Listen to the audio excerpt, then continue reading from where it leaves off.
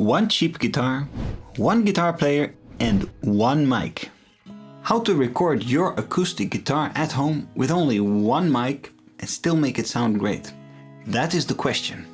I find that recording acoustic guitar properly is precise work and can be very difficult, especially if you're the one that is playing and recording it.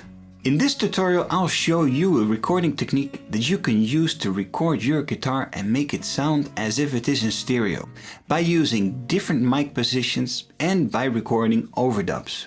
When recording an acoustic guitar, preferably you want to have a pair of small condenser mics, like these AKG P170 small diaphragm condensers. Sound and quality wise, they're an absolute bang for your buck. But what if you only have one microphone? Then there's nothing to choose. To create a stereo-like effect, I need to record my guitar part twice. And each time I play it, the mic needs to be in a different position. My mic of choice today is the Rode NT2A. I bought this as a vocal mic, but it also performs well as an all-round mic to record instruments. And in this case, my cheap acoustic guitar. One thing that is extremely important, and I'm definitely not exaggerating this, is your room acoustics. What you don't want is to have bad room reverb in your guitar recording, because it will seriously degrade the sound. It will sound amateur. So, whenever possible, try to treat your room with acoustic treatment. You can easily and relatively cheap make these panels by yourself. It's worth the effort and money, I guarantee it. If you don't have time or money, then try to record in a spot where you have as less as possible room reverb. So, for example, in front of thick curtains, or maybe in front of a closet with many clothes inside, or maybe you can put up a mattress against the wall. Anything that will absorb at least a little bit of sound.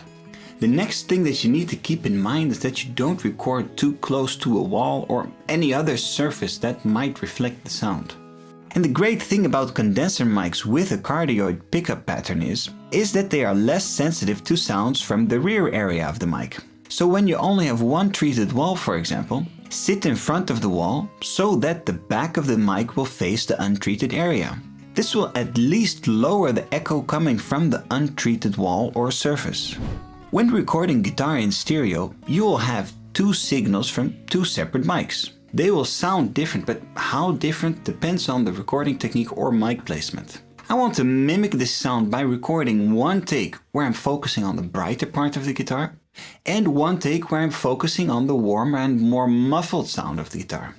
When you record the brighter part of the guitar, you want to either aim towards the 12th fret, or you can also record with a small diaphragm condenser pointed below to where the neck meets the body.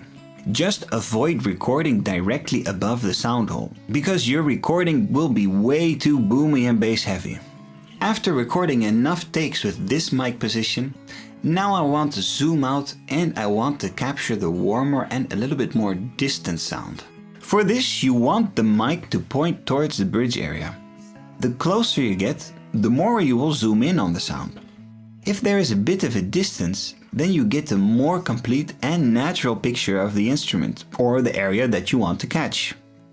If you want to learn basically anything that you need to know for your home studio recordings, then I recommend that you read this book, because this is an absolute treasure. It's Recording Secrets for the Small Studio by Mike Senior. It's an absolute must to read this.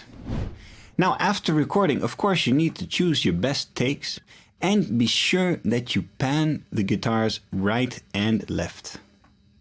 With your EQ, you might want to emphasize the difference between the brighter and the warmer sounding track. And you can do this by using a low pass filter and a high pass filter.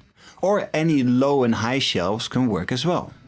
I used exactly this in my recent song Summertime for my music project Facing Mountains.